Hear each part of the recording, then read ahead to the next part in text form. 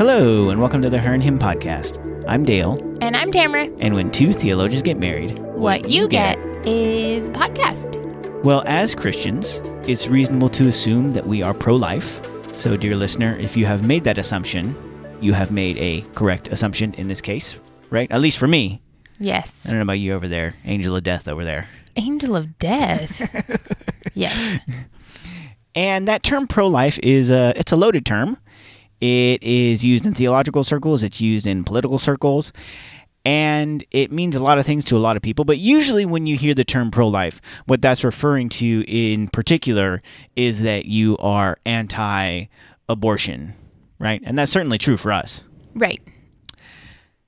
But the thing is about being pro-life is that it can express itself in a lot of different forms. And there are actually a lot of different issues that can fold into that kind of pro-life mentality, particularly if you're thinking of being pro-life from womb to tomb. That's a phrase that's kind of come into vogue more recently when we talk about being pro-life. Yeah, and not every Christian would agree on exactly how to tackle all of the issues that are consumed from womb to tomb, because you're talking about life and the many variables that it has and the many ways that life can be taken. And so it's not just in regards to the unborn. There's a lot of other areas that would fold into this topic as we talk about what does it actually mean to be pro-life in all of its stages. Right, yeah. So today on the podcast, we thought we'd talk about, what all those issues are that are at play when we talk about being pro-life. And we won't be able to tackle all of the issues because who can tackle all the issues of life and death in a single podcast episode? Right. If anybody were going to attempt it, it would probably be me, but we're not going to attempt it. And specifically when we talk about being pro-life from womb to tomb, that phrase is often used in reference to including things like racial equality and issues surrounding poverty into the conversation of being pro-life, because a lot of times that's being framed in a very partisan kind of way, that you vote this way because it's pro-life, but is it completely pro-life from womb to tomb? And that's because if you're going to be truly pro-life, they need to be true quality of life. And furthermore, when it comes to issues particularly of racial inequality and issues of poverty, there is actually a lot more loss of life because of the injustices that are present in those two spheres. And so being pro-life is being pro all of those kinds of life. And so that's an important part of this discussion that we are going to bypass today and not talk about. Because today, what I thought we would do is actually talk about a range of issues that are literally and immediately life and death issues that certainly Americans have different views on. And even within the Christian world, there's a range of views on all of these topics. And so I thought we would dive into all of those to kind of get a more fully orbed sense of what does it really mean to be pro-life beyond just being anti-abortion. Yeah, and we're going to really talk about 4 specific topics, and truly each topic could probably be its own podcast if you really dive into the details of it. And one of them already was, so. Yes. But we are going to talk about 4 things, and the first one is going to be abortion, which, like Dale said, we have already talked about in a previous episode. That was actually episode 13. But we're also going to be talking about physician-assisted suicide and euthanasia, war, and capital punishment. So this should be a interesting podcast, a meaningful podcast. We hope that you can think through these things with us. And you might not land on the same side of these things as we do, but although you should, because we're really smart and really spiritual. Right. But it's good to just have these discussions and think about the different ways that you can approach these 4 specific topics. Yeah, so the first one that we want to dive into is the topic of abortion. It's kind of framing this whole pro-life term, so we thought it important to discuss this. To start there. Yeah, at the start. And as you mentioned, we talked about this in episode 13 of the podcast. And we also do have a blog on our website called How to Approach the abortion conversation. And so we'd encourage you to check both of those out. We'll link to those in the show notes. But just to kind of summarize our thoughts here before we kind of dive into some more of the discussions that, as we said, we believe that life begins at conception. And so we hold to the idea that an abortion or any abortifacient drug constitutes the wrongful taking of a human life, and so we would never under any circumstance recommend or condone any abortion. And so that's our stance. But we also believe in redemption for mothers who have had abortions, along with fathers of unborn children who may have coerced their partner into getting an abortion. And so we believe in forgiveness and restoration in that. And also, I think it's important to mention that we understand that there's a lot of trauma involved when abortion takes place, both in the lead up and in the aftermath. And so poverty and abortion are strongly correlated. And so many women end up feeling forced to have an abortion, like they feel like it's their only option at survival, really. And there's certainly a lot of trauma that results from that after an abortion has taken place in the life of that mother who has gone through with that abortion. And so even as we hold to a pretty stern view on abortion, we also want to give voice and have compassion for all of those other things that are going on with abortion. Yeah, I think you expressed that in a really concise way, and it's probably because it's been a topic that's pretty heavy for Christians. It's a topic that comes up certainly during every election season, and it's one of those political topics that is heavy on the Christian side of things. Yeah, it's kind of a perennial hot button issue, right, with a lot of talking points to it. And really, as it comes to the abortion issue more generally, the question that often faces Christians, again, looking more politically, is exactly what should we do about abortion from a public policy standpoint? What policies can we and should we enact in order to make the abortion rate as low as humanly possible? Because really, that's the goal, right? Right. Is that abortion would be as low as humanly possible. How do we get at that? And for many Christians across the decades, particularly very conservative evangelicals, that has meant voting only for Republican candidates from the presidency all the way down, because the Republican Party is known as the party of being anti-abortion, being pro-life, and the Democratic Party is the party of pro-choice and increasing access to abortion wherever they can. Those have been important parts of their respective platforms for really 4 or 5 decades at this point. And so that's a pretty ingrained thing that almost we don't even think about anymore. For a lot of Christians, it's just like, yeah, of course I vote Republican because I'm anti-abortion. And like that settles the conversation. Yeah. And so my question to you would be, do you think that pro-life Christians are obligated to vote Republican on those grounds, or are they obligated to not vote Democrat at the very least on the grounds of being pro-life? So I'm going to answer your question, but I'm probably going to back up just slightly. I think a great concern of mine is that Christians continue to rally behind pro-life in its political arena only.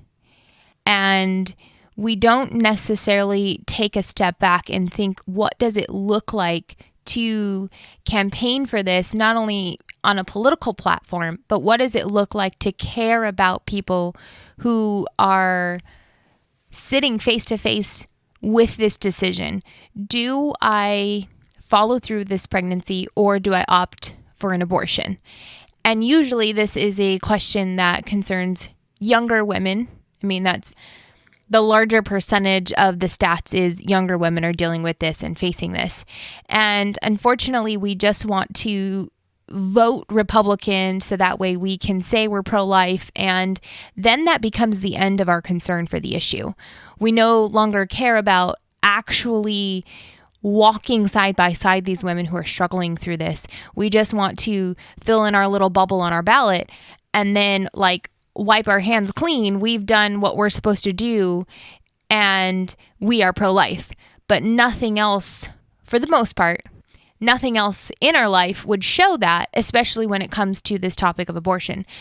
And so to now get to your question of, does this mean you can only and should only vote Republican?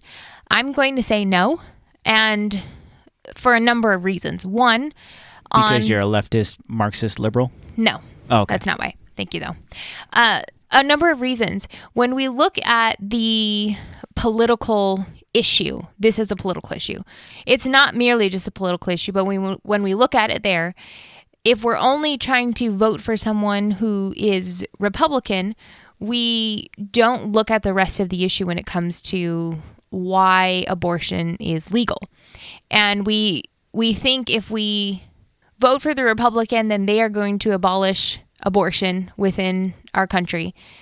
But when you dig in deeper, you'll realize the number of abortions was still very high when it was illegal. There was a time in our nation when it was illegal to have an abortion, and women were still getting abortions.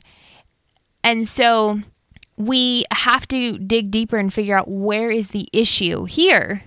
Is it merely policy that needs to change, and then all of a sudden the problem changes? Well, history would show that's not the case. History would show the issue is healthcare, it's poverty, it's actually walking alongside these women who feel that they have absolutely no other choice. Or some would say it's an educational issue. I don't think we're seeing that so much anymore. Maybe previously it was. But even before Roe v. Wade, we still had women having abortion. And not just a handful of them. They were happening on the black market. They were happening even, crossing borders into states where it was legal. Like, it was still very messy. And just bubbling in a Republican candidate doesn't solve the issue. And we need to figure out ways to deal with the issue at hand and not just make it so we have a clean conscience because we voted Republican. If you feel it's necessary to vote Republican and that seems to be what you can vote in good conscience, I think that's great. Or if you feel that way to vote Democrat, then I think you vote that way. I don't think this one specific issue should change the way you vote, because it's not as cut and dry as, let's put a Republican president into party and then our problems are solved, because we've had Republican presidents and we've had Republicans in the Senate, and it didn't, we're still dealing with Roe v. Wade. Right. Yeah. So, the prevailing thought is you vote for a Republican president. That president appoints conservative judges to the Supreme Court. The Supreme Court will overturn Roe versus Wade, and then all of a sudden abortion rates will plummet. But that hasn't happened. It hasn't happened because... in 50 years. Yeah, because even the conservative judges uphold the legal precedent that was set by Roe v. Wade. Mm-hmm. And so it doesn't seem like that's going to be overturned anytime soon, if ever. And even if it was, then it would just go back to the states. So the states would then determine whether abortion would be legal or illegal. And so here in California, my guess is that it would be completely legal, the same as it is now. Maybe now in more conservative states, it would be less. I think there's a percentage to which abortion rates would drop if Roe v. Wade was overturned, and so that would be a good thing. But I don't think voting for a Republican president is going to make that happen, and I think there are actually other ways that we can see the abortion rate go down, particularly when you're looking at the state level of things. And I think it was Texas had enacted more restrictive laws when it comes to abortion, and they saw something like a 20% drop in abortions, which is significant, which is be more than if Roe v. Wade was just overturned nationally. And then there was another study in, I believe it was, it was either Delaware or Rhode Island. I think it was Delaware. And what had happened there is there was an increased access to healthcare. Yeah. There's an increased access to birth control, and that actually decreased the abortion rate by 36%. And so there's more than one way to skin a cat. And so if our goal is to decrease the number of abortions, I don't think voting for a Republican president is really giving it our best effort. A, because it's not working. 50 years on, it's not working. Right. And B, there are other things that we could be focusing on, regardless of whether you vote Republican or Democrat, that may be a lot more effective at the local level. And so instead of berating someone for voting for Hillary or voting for Biden, it would be much more of a pro-life thing to do, to learn where the nearest crisis pregnancy center is in your neighborhood and find out a way to support them, whether by volunteering, by donating, by raising awareness. All of those sorts of things are going to have a much bigger impact on decreasing abortion really in your own neighborhood. And then as the church, if we do that in our own neighborhoods nationally, then we're going to see that abortion rate go way down. And as Christians, it's important that we find ways to show this is what the church cares about, not only on a ballot, but in real life.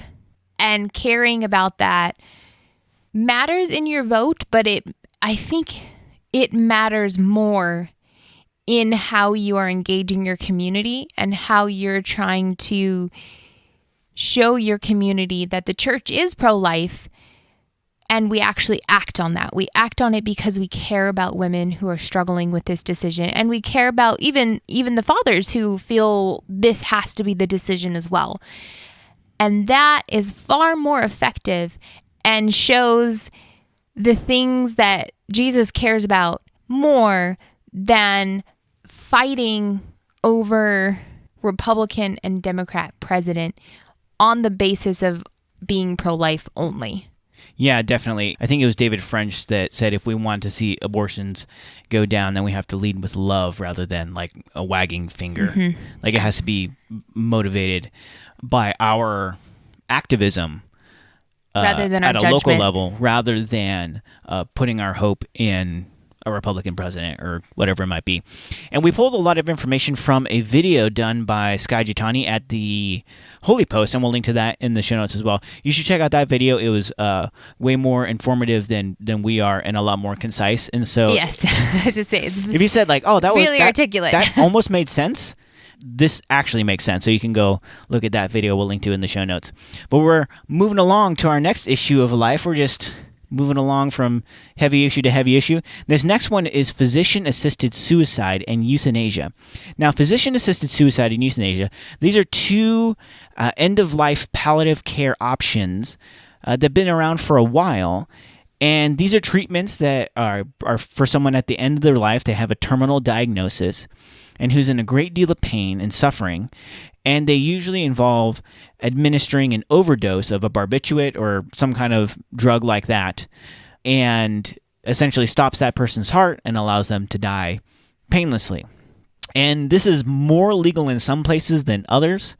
So physician-assisted suicide is legal in a number of U.S. states, including California. I think in California, if you have a diagnosis, you have 6 months or less to live, physician-assisted suicide is legal. I think there's only a handful of states where it's legal. Euthanasia isn't legal anywhere in the U.S.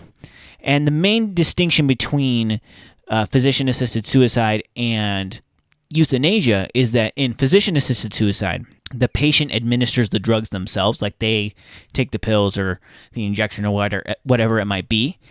The doctor's merely prescribing that drug. And euthanasia is where the doctor actually administers that lethal dose for you. And so you can see why that's not illegal. Legal. Yeah. While physician-assisted suicide is legal in some places.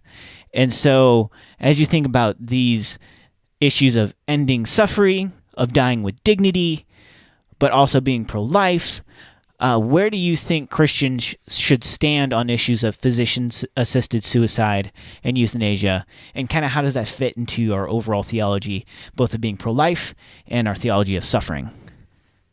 That's a really loaded question. I like to load a lot of qualifiers onto a question. There's so many ands.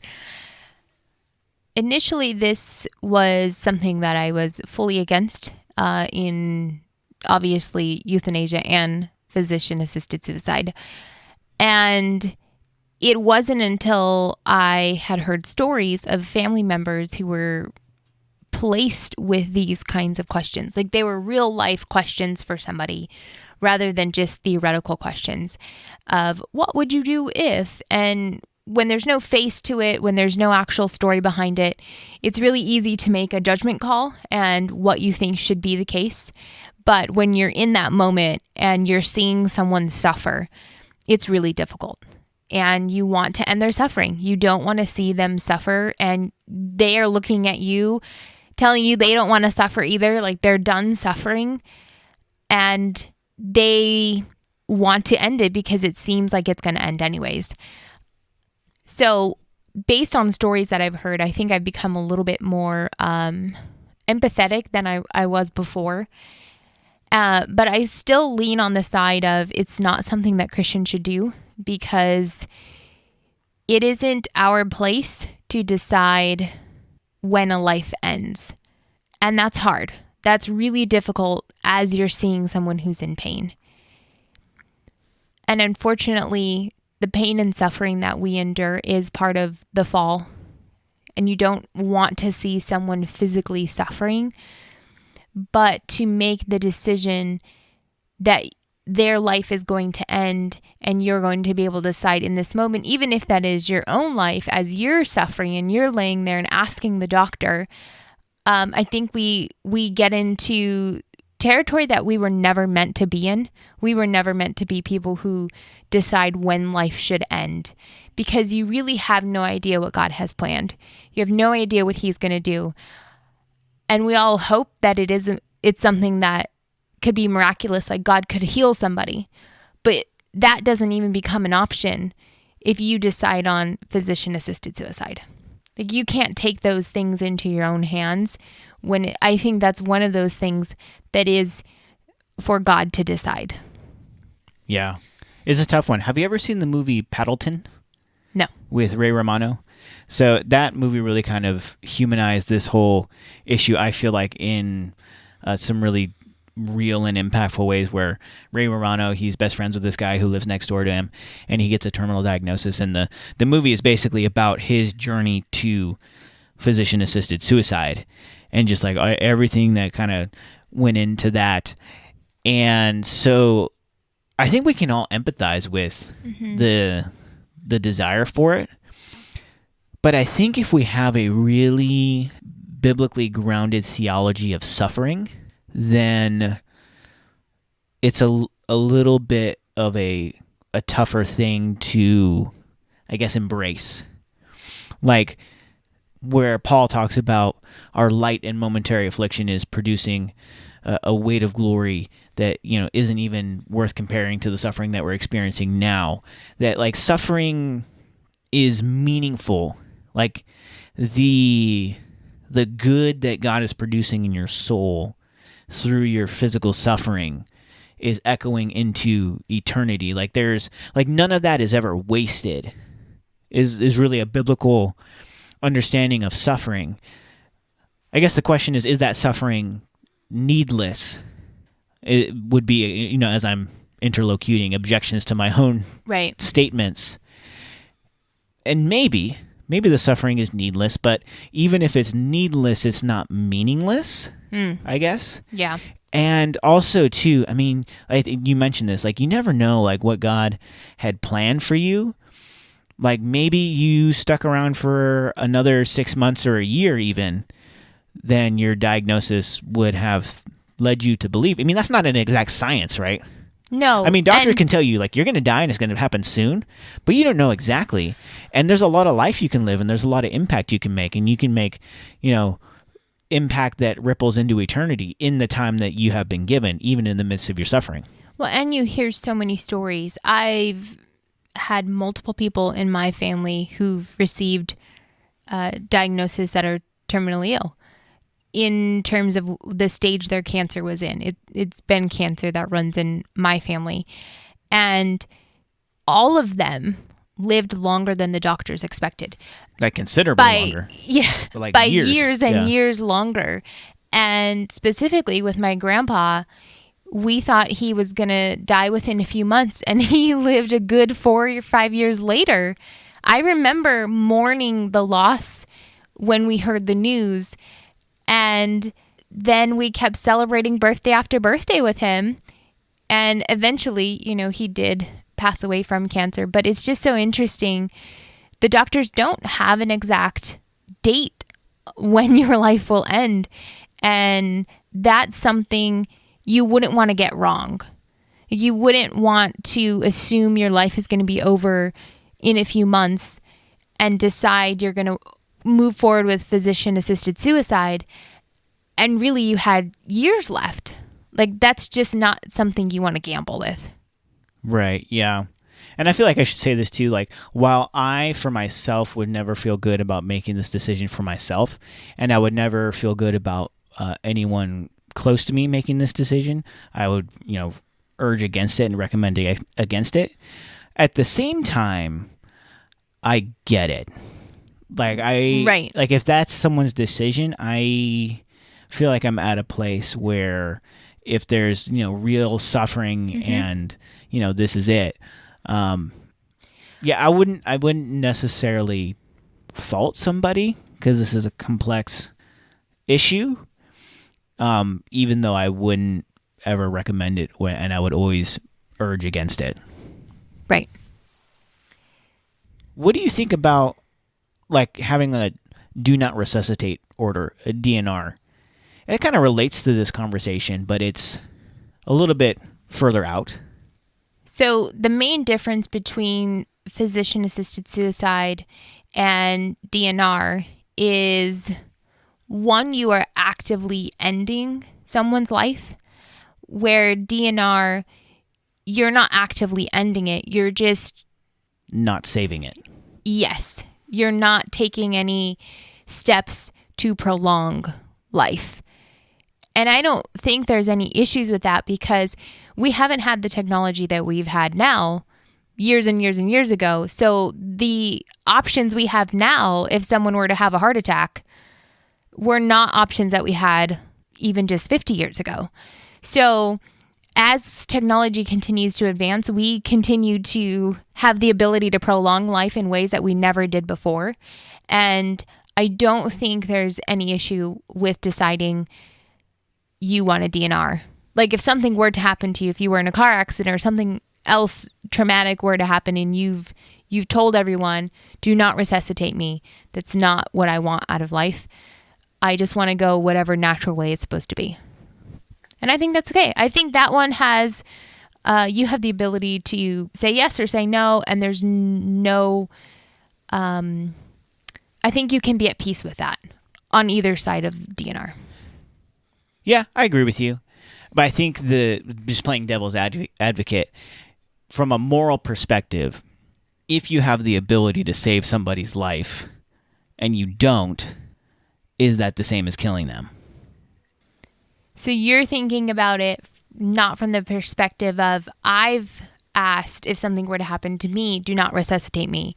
You're thinking of it as the medical professional, for whatever reason they're making the call not to resuscitate that person. No, I'm not saying, okay, maybe I phrased it poorly. I'm not saying necessarily like putting the guilt on one person who's there trying to resuscitate you or not. But the order being in place from a moral perspective, barring someone from saving a life, is that the same moral weight as taking a life? I don't think it is. You don't think it relates at all? I think there's some relation, but I don't think it has the same weight. Because you actively taking someone's life is different than you maybe possibly could have saved them. Because you don't know if you really could have saved them, but you know you can take it. Mm-hmm.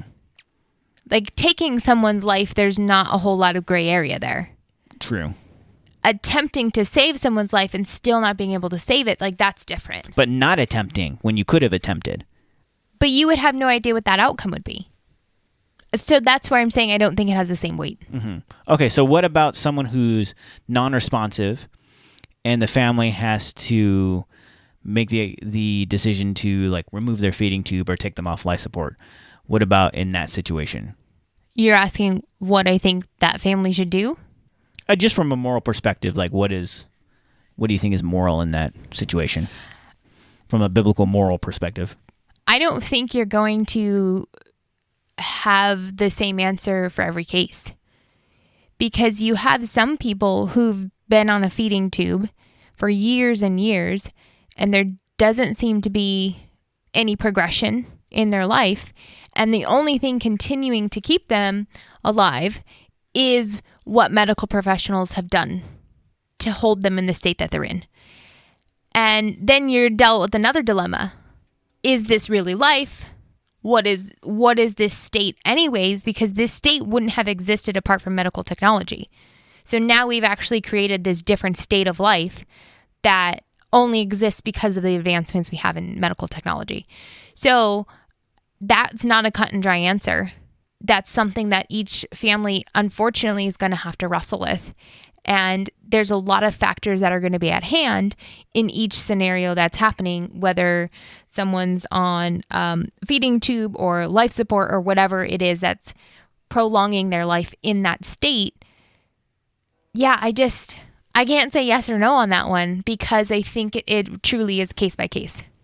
Right, yeah. And I would say if someone is in a vegetative state and it's unlikely that they will ever recover from that, it's probably an act of mercy to, pull the life support out so that they can, you can let them go at that point rather than artificially maintaining some kind of semblance of quote unquote life, which isn't, an actual life at that point.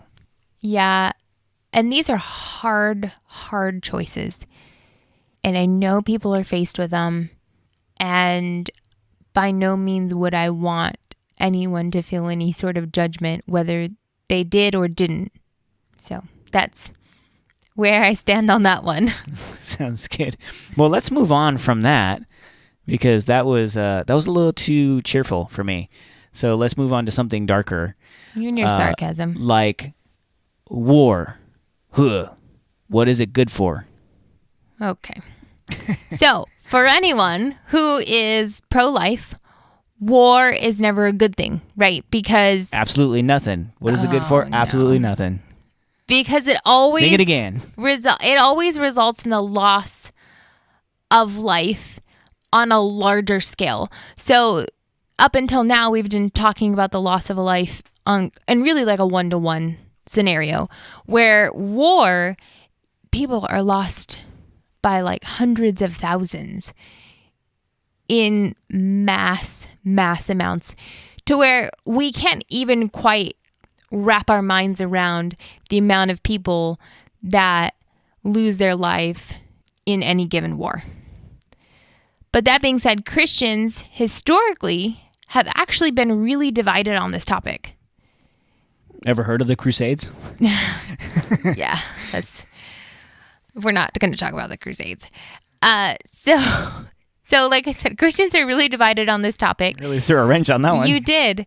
And the reason why Christians have been so divided is because the question of how do we preserve the most amount of life in any given situation.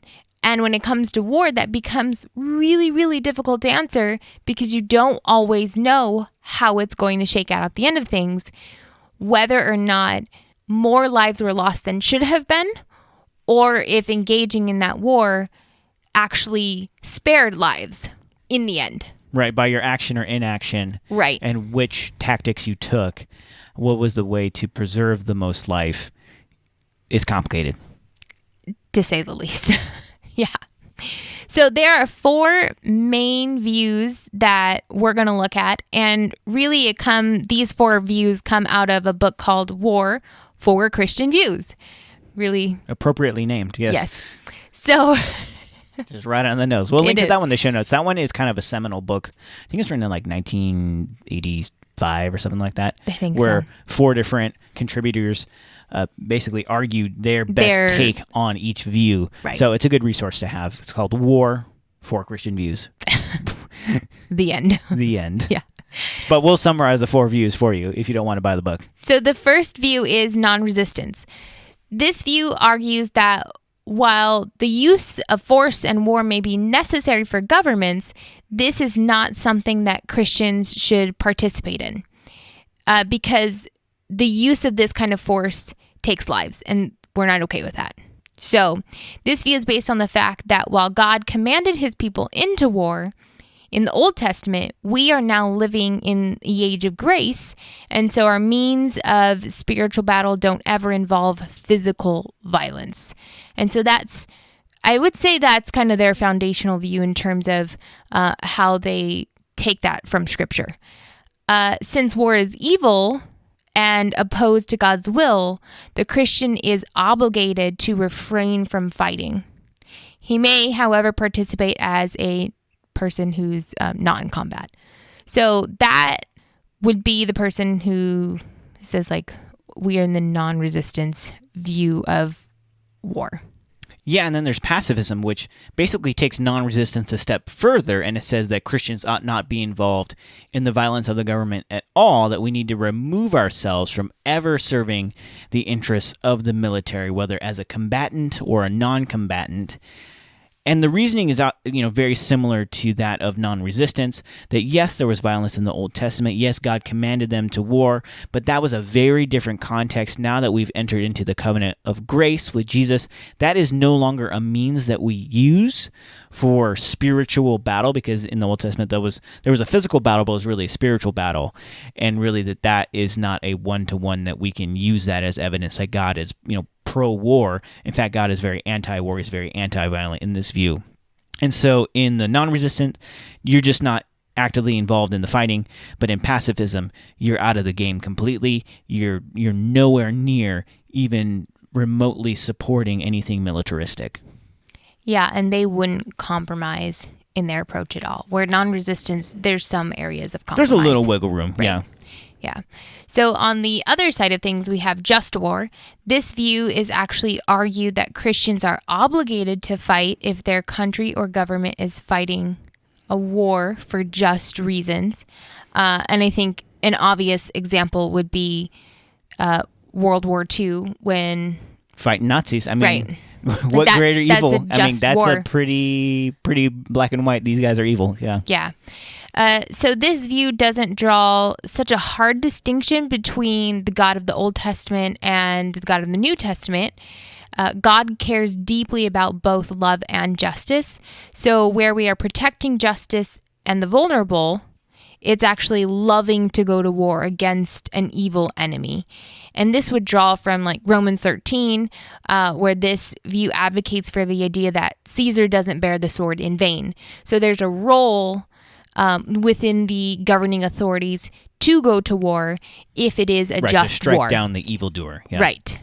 Yeah, and then the caveats within this would be that the war itself must be just, and that the tactics within that war have to be just as well. Also must be just. Mm-hmm. And when that's not the case, then Christians need to be conscientious objectors to that war and not participate in it. And then the last one's preventative war, which actually takes just war a step further. And it says that war is appropriate not only in response to a grave evil, but also in response to a potential evil. So in this framework, governmental posturing or menacing behavior can constitute an act of aggression. And so in this view, Christians should be involved in preemptively striking against that to quell that potential evil action. And so the argument here is that if we are reasonably able to prevent an evil or an injustice, but instead we allow it to happen first, and then we strike against it to stop it, when we could have stopped it before it started, then we are morally culpable for that evil and that injustice. And so there's kind of a spectrum here of non-resistant, I'm not really going to fight against the fighting, but I'm not going to be involved with it. Pacifism, 100% out of the game. Then there's just war, only if the war is just. And then there is preemptive, which if we think they're going to punch us first, we punch them first. Right. Because they could kill more people before we take them down. Yeah. So which of these views do you lean towards? Depending on the day. So I'm not a pacifist. Okay. Depending on what mood I'm in, I might be non-resistant. I think So I probably would kind of rest in just war. But then it unfurls a bunch of other questions. What constitutes a just war? Who's deciding whether the war is just or not? Right. What metric are we using? Okay, so we use the example of the Nazis. Yeah, you got to fight the Nazis because they're murdering millions of people and they're bent on world domination. That's a pretty easy one.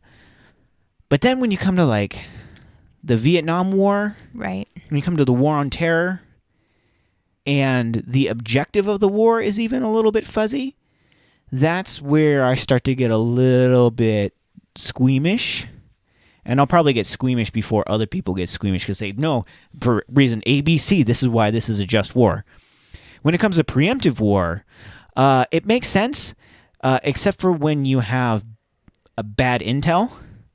Right. I think weapons of mass destruction, that was kind of preemptive, and turns out there weren't any. And Yep. so I just feel uneasy about that. But just war is probably where I would rest, because if there is evil being perpetrated and people are being oppressed, I think it is the obligation of a good government, a good nation, to step in and protect those who are vulnerable, even at the cost of their own life. Right. So how do you grapple with the fact that war will always be a reality and assimilate that into the particulars of our view on war? Yeah, I think it would be easiest to be a pacifist, right? Absolutely. Because you just wipe your hands clean of it. Right, yeah. You're- And say this is all wrong and I'm not involved at all. Yeah. And people would point to like Jesus being a pacifist, like Jesus was anti-violent. I'm like, yeah, but Jesus also like fashioned his own whip and went into the temple marketplace. And yes, Jesus was almost completely nonviolent in his earthly ministry. But Jesus is not going to be nonviolent. He's not going to be a pacifist when he comes back. Like all the kingdoms of the world are going to be made his footstool. And so, Yeah. I mean, that will be a just war that he will win. And so I think with that as the framework, but then also not putting myself on the level of Jesus, saying like, that the war that I Thank think you. is just, I think just navigating all of those nuances on a case by case. I mean, and there are some cases where it's going to be more obvious than others. But yeah, I don't think from a governmental perspective, pacifism is kind of a naive view Yeah. that will lead to your own people being killed and oppressed. Right. Yeah. Because Caesar doesn't bear the sword in vain.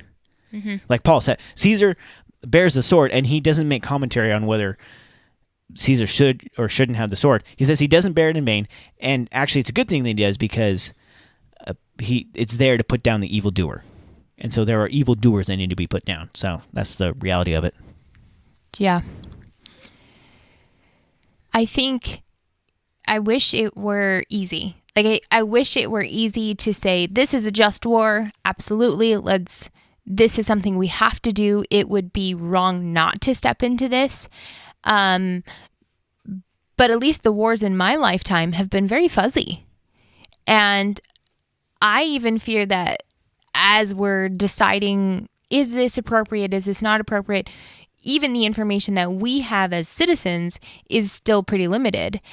And you find out years later, there were far more details that came out of why we went to war and what was really happening that we weren't privy to in the time that the people around us were enlisting and going to war. And that's frustrating. It's unfair. And so when it comes to making a decision, obviously being a pacifist is the easiest way to go, because then you don't have any skin in the game, and whatever ends up going bad, it's not as if you were supporting it anyways. So I think I wish it were simpler, and I wish we lived in some sort of an ideal situation where it were clear when we needed to step into war and when we didn't. Right, like the white hat and the black hat. Yeah, yeah. But it's not that easy. And so I would probably lean towards just war as where I would probably have that be my baseline always and do my best to think through that specific scenario and what's happening there.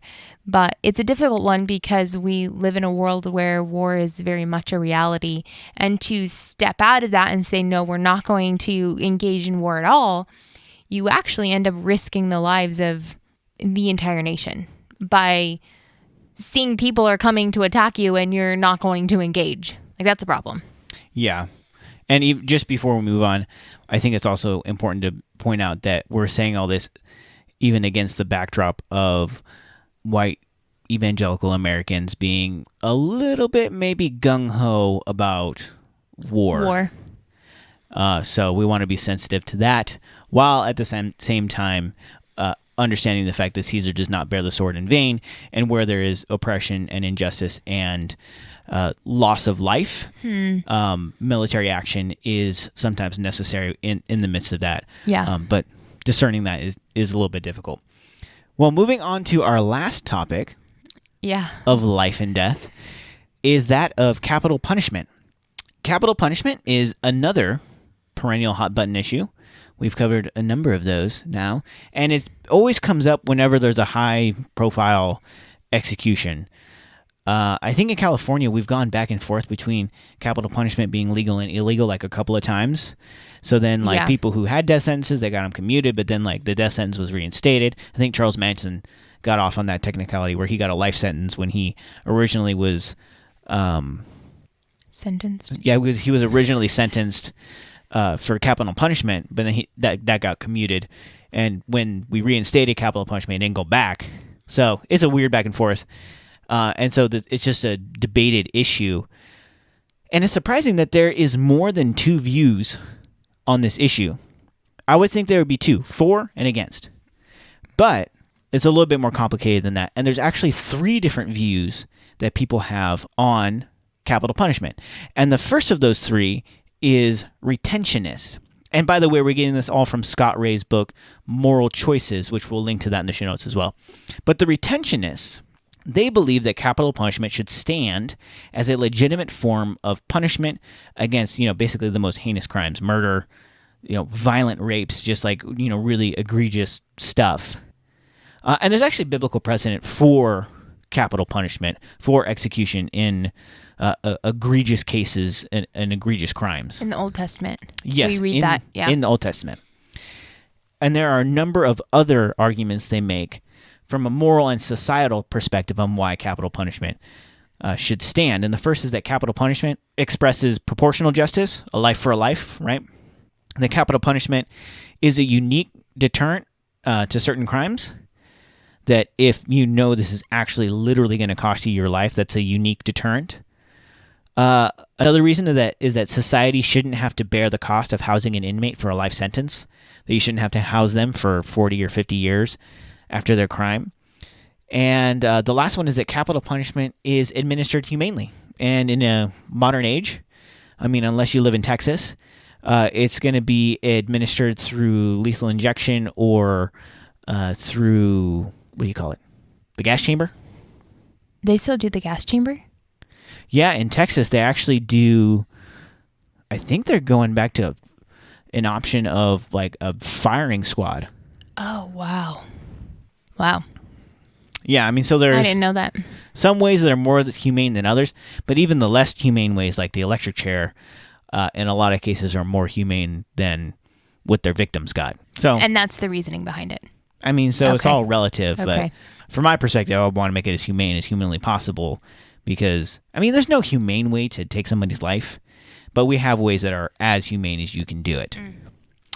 On the other side, there are abolitionists, and abolitionists, as you would guess, they want to abolish it. Right. They think it's an affront to human dignity, and so there are a number of reasons that they want it to see abolished, and the first is that they see it as undermining the dignity of people who are made in the image of God, and that it cheapens human life. Another is that you can't reform someone after you kill them.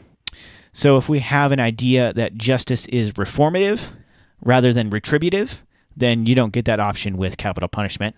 The other one is that death sentences usually are accompanied by long and expensive appeals.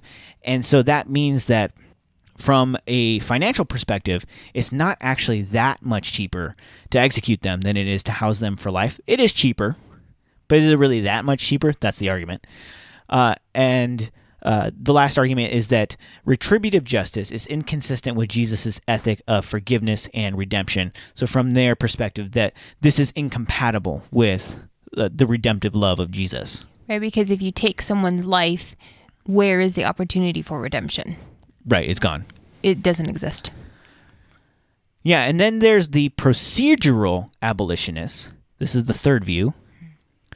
And procedural abolitionists, they would actually be retentionists if they felt like we were executing the right person 100% of the time. But because they distrust the system so much, on at least two different counts, they believe that we shouldn't execute anybody. And here are the two different counts. First one is that mistakes are inevitable and irreversible. Wrongful convictions are not as uncommon as we would like to see. Mm-hmm. And the second one is that the way in which the death penalty is administered is discriminatory in that you're much more likely to be executed if you're poor and or if you are a person of color. Right. And so they say, yeah, we're all about life for a life. We're all about, proportional justice. We don't think that this is an inhumane thing to do, but we get it wrong enough that it's just not worth it. Yeah. Mm-hmm. If we could ever iron out all the kinks in this and get it, 100%, then yes, we'll be on board. But we probably won't ever be able to do that. And so that's where the procedural abolitionists stand. So, Tamara, of the views, which is the most biblical one that everyone listening to this should have?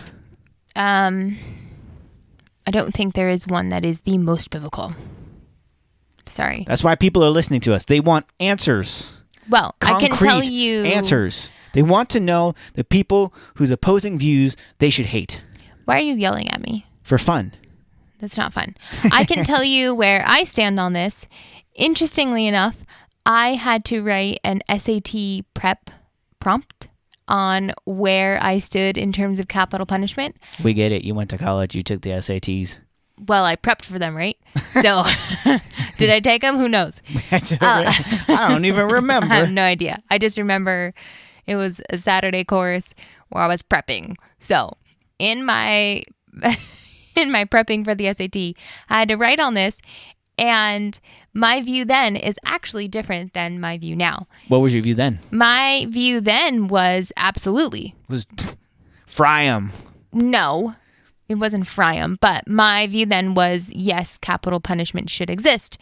And now I would definitely lean towards being a procedural abolitionist. And that is because the more I have come to understand about the flaws in our justice system and how many issues there are in our system, I don't trust that it is going to get it right even 50% of the time. And because of that, I don't think this should be something that we hold to. If there's a possibility that we're going to get it wrong, and the likelihood is that we're going to get it wrong, then I don't think capital punishment should exist. Actually, land in the exact same place. We didn't discuss this beforehand, but we didn't. I would land on procedural abolitionist because I do see the flaws in the justice system as it pertains to unequal justice with regard to people of color, people who are less wealthy, that if you can lawyer up, then you can, get yourself out of a lot of stuff, or at least get your sentence reduced. And if you don't have the resources, then you can't. And two, there's a clear bias against people of color. If we just look at the numbers of the violent crimes and the people who are executed for those violent crimes, they're disproportionately black and brown. Right. So another question in regards to capital punishment. Do you think the perspective of the victim or their family should be considered in whether or not someone is assigned the death penalty? I think that the victim's family should be considered when they're advocating against a person receiving the death penalty. Why? You're going to have to explain that. You can't just say that and then walk away. Sure I can. It's my podcast. No.